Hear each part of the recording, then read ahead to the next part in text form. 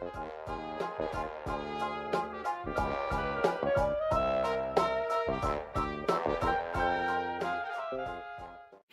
a tutti, benvenuti a Minty Taro e benvenuti a un nuovo episodio di Magia dei Tarocchi. Oggi voglio parlare dei chakra e di come i tarocchi possono essere utilizzati per bilanciarli. Per chi non conoscesse i chakra, li introduco brevemente. I chakra sono dei centri energetici che si trovano nel nostro corpo sottile, secondo la tradizione induista e buddista. Se lavorano male, nel senso che sono i centri che si muovono, appunto, smuovono le energie del nostro corpo sottile, se lavorano poco o lavorano troppo, sono iperattivi, possono portare delle disfunzioni sul piano sia fisico ma anche mentale o emotivo. Per questo motivo è importante che siano bilanciati. E di solito appunto varie esperienze di vita, stress, malattie, ma anche iperlavoro, eventi esterni che ci turbano possono portarli fuori di equilibrio, ecco, disequilibrare la loro attività. E per questo motivo di tanto in tanto è meglio che vadano ribilanciati. I principali sono 7, anche se ce ne sono vari nel nostro corpo sottile, e questi 7 sono collocati lungo la spina dorsale, partendo dal pube fino alla testa e oltre. Trovate online vari schemi dove potrete vedere bene la collocazione e corrispondono a vari colori. Qui li ho rappresentati con delle pietre che avevo, purtroppo non ho la pietra azzurra come pietra, nel senso, quindi ho messo l'anello. Dunque, brevemente, il primo si chiama chakra della radice, legato al colore rosso, però anche alle pietre nere, per cui l'ho rappresentato col quarzo fumé. È il chakra che è legato al senso di sicurezza, di stabilità, appunto perché rappresenta le radici che ci radicano a terra ben fermi. Se lavora poco possono sorgere appunto degli stati di ansia, di panico, di paura, appunto perché non ci sentiamo stabili. Se è iperattivo potrebbe esserci un eccesso di materialismo, un attaccamento eccessivo alla parte materiale della nostra vita. Il secondo chakra è detto sacrale, è di solito arancione, io qui l'ho rappresentato col diaspro, è legato al piacere, ai sensi, quindi il desiderio, la creatività, un po' come tutti, come l'asso di bastoni per dire, ecco. E quindi se è poco attivo, i nostri sensi sono affaticati, magari abbiamo paura di essere in intimità con qualcuno, abbiamo poco desiderio sessuale, siamo poco creativi. Se invece è iperattivo, potremmo appunto essere molto emotivamente esagitati per un verso o cercare eccessivamente il piacere. Il terzo viene detto sacra solare, è rappresentato dal colore giallo e è legato all'ego, quindi se lavora poco vuol dire che il nostro ego è piccolo, abbassato e debole, per cui abbiamo come dei complessi di inferiorità, poca sicurezza in noi stessi. Se lavora molto si crea un egocentrismo, diventiamo manipolatori, centrati troppo su noi stessi. Il quarto chakra, che è chiamato del cuore, quindi infatti è collocato all'altezza del cuore, è quello che riguarda tutte le materie affettive e relazionali, quindi se lavora male, lavora poco, possiamo avere problemi, odiamo delle persone, non ci sentiamo a nostro agio con gli altri, siamo apatici, non abbiamo empatia nei confronti degli altri. Se invece lavora troppo potrebbe esserci un problema di gelosia, di codipendenza, ci sacrifichiamo troppo per gli altri, diamo troppo agli altri. Ehm, il quinto, rappresentato appunto dal colore azzurro, è legato alla gola, quindi sta all'altezza della gola ed è chiamato chakra della gola e riguarda appunto la comunicazione di tutti i tipi. Se lavora poco vuol dire che non riusciamo a esprimere noi stessi, i nostri desideri, i nostri bisogni o comunque le nostre qualità, oppure di converso non riusciamo ad ascoltare gli altri. Quindi c'è proprio una mancanza di comunicazione nei due versi. Se invece è iperattivo c'è una ipercomunicazione, ovvero esprimiamo eccessivamente la nostra opinione, giudichiamo gli altri molto facilmente, critichiamo tutto e tutti, non permettiamo agli altri di comunicare con noi, appunto perché eh, andiamo oltre, parliamo troppo di noi stessi per un verso, lasciamo poco gli altri esprimere se stessi. Il sesto chakra indico di colore di solito è il famoso terzo occhio che sta appunto all'altezza delle sopracciglia e riguarda appunto la vista, una vista interiore, che vuol dire che nel momento in cui lavora poco vuol dire che non siamo focalizzati, non riusciamo a concentrarci, non abbiamo una visione di lungo periodo. Se invece lavora troppo, può portare a delle allucinazioni, ma anche a sentirsi un po' troppo sognatori tra le nuvole, poco concreti.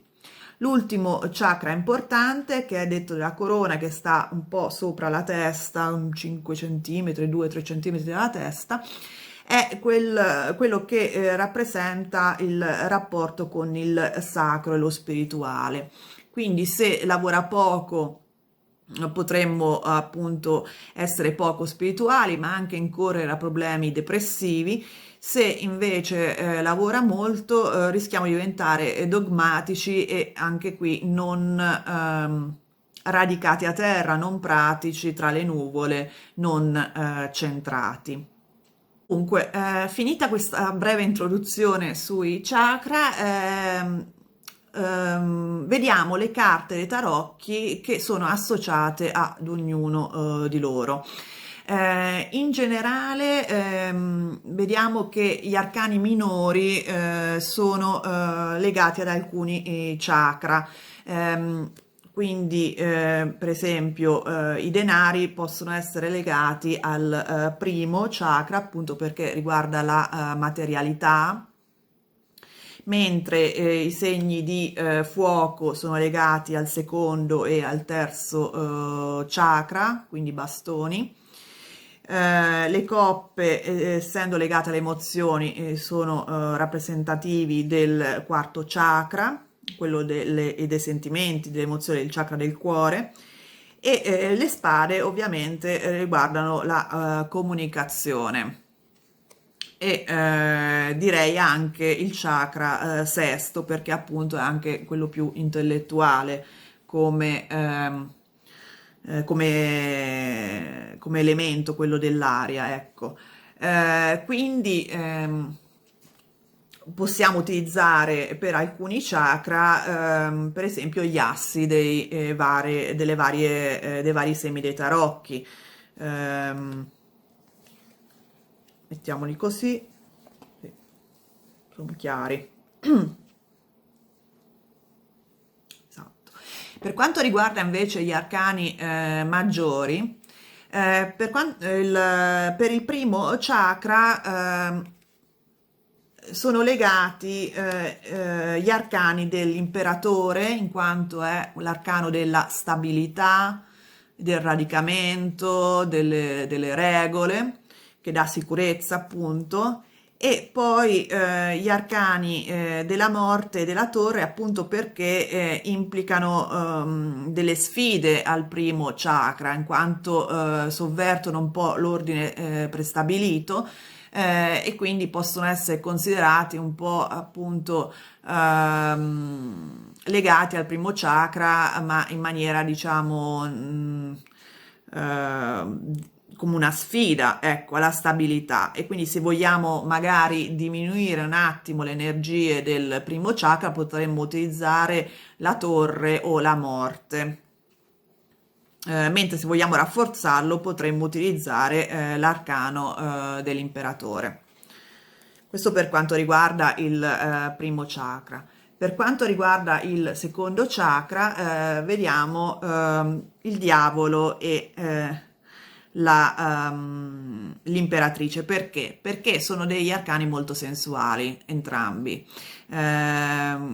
Sicuramente il diavolo è molto sensuale, ma anche molto legato alla creatività, e così per un certo verso anche l'imperatrice, che come sapete è l'arcano che rappresenta appunto nuovi progetti, ma è anche considerato molto sensuale. Quindi se volete comunque accentuare il lato sensuale del secondo chakra, potete utilizzare il diavolo. Se volete magari puntare più sulla creatività, potete utilizzare la carta dell'imperatrice. Per quanto riguarda il terzo chakra, che è appunto quello dell'ego e dell'assertività, sicuramente il bagatto è molto rappresentativo, in quanto appunto è la carta più individualista di tutto il mazzo dei tarocchi. Poi l'ego è ben rappresentato anche dalla carta del sole e anche dal carro, in quanto è una carta che appunto rappresenta un leader vittorioso che riesce a condurre la propria vita. Quindi aumentano sicuramente rappresenta un po' la sicurezza di direzione, appunto. E ultimo, la forza, perché la forza appunto è la carta della resistenza, della forza d'animo, che è appunto una delle peculiarità del terzo chakra. Per quanto riguarda il quarto, abbiamo due tarocchi. Beh, sicuramente la carta dell'innamorato, degli amanti, perché rappresenta appunto il potere dell'amore, ma anche la carta della temperanza, perché è una carta guaritrice, soprattutto a livello emotivo. È una carta che riesce a guarire le ferite interiori di tipo emotivo, tutti i traumi passati, ecco, e che ancora però influenzano la nostra vita. Per quanto riguarda invece il quinto chakra, che è legato appunto alla comunicazione, abbiamo il Papa, che è sicuramente un grandissimo comunicatore, è un insegnante, è qualcuno che appunto riesce a passare dei valori e delle idee agli altri, ma anche la giustizia e il giudizio, che sono appunto delle carte che sono legate alla presa di decisioni, alla espressione delle proprie idee. Se volete un po', come dire, diminuire il lavoro, la forza del quinto chakra, perché appunto siete un po' troppo critici, un po' troppo comunicativi, se siete troppo critici io utilizzerei la carta della giustizia, appunto perché può portare all'ipercriticismo. Il quinto chakra, se lo volete diminuire questa forza critica, potete utilizzare la carta della giustizia. Se invece è una questione di troppa comunicazione, potete utilizzare la carta del giudizio. Se invece volete come dire, rafforzarlo anche per avere, per aumentare il vostro ascolto rispetto agli altri, anche in questo caso la carta del giudizio è molto importante. Se invece volete aumentare le vostre qualità di comunicazione nei confronti degli altri, cioè voi che parlate e date agli altri, va benissimo la carta del Papa. Per quanto riguarda il sesto chakra, la carta più rappresentativa è sicuramente quella della papessa, perché rappresenta appunto l'intuizione, quindi il terzo occhio.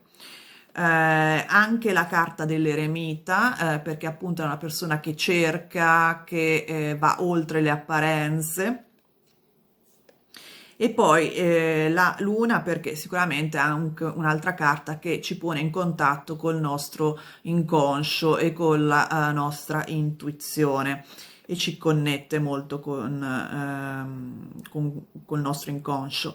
E poi infine l'appeso, perché è una carta che ci permette di vedere noi stessi e le altre persone, le altre situazioni da vari punti di vista, quindi ci dà una migliore visione del tutto. Poi infine per il settimo chakra abbiamo sicuramente le stelle, perché appunto è una carta che ci mette in relazione con il divino, anche la carta della ruota della fortuna, perché appunto è la carta che esprime un volere superiore, anche un senso di, del tutto, no? Un senso di completezza.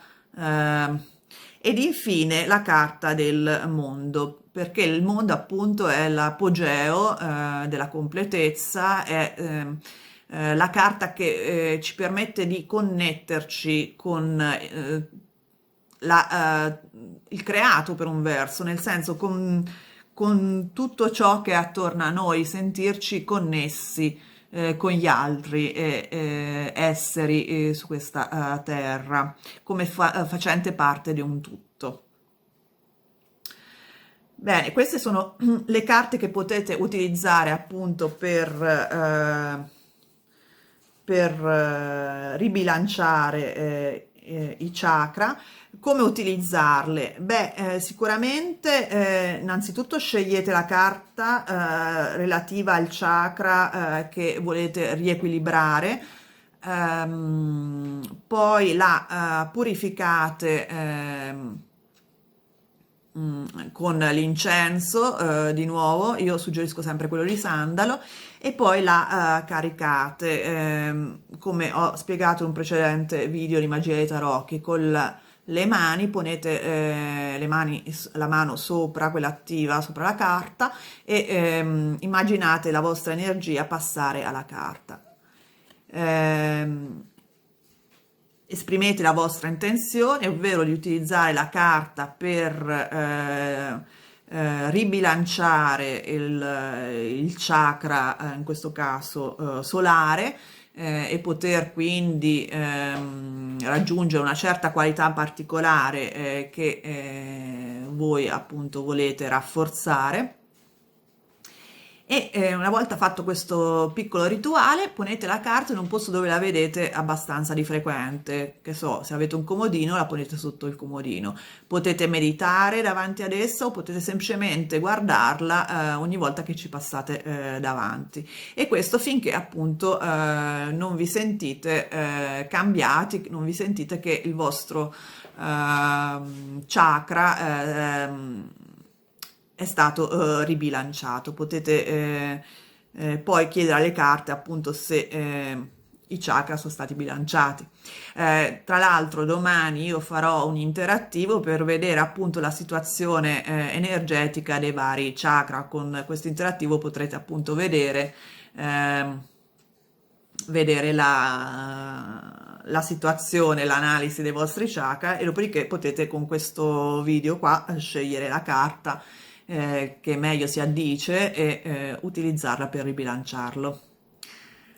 Bene, se questo video vi è piaciuto, vi è stato utile, mettete un like, iscrivetevi al canale e soprattutto attivate la campanella in modo da non perdere i prossimi video. A presto, ciao!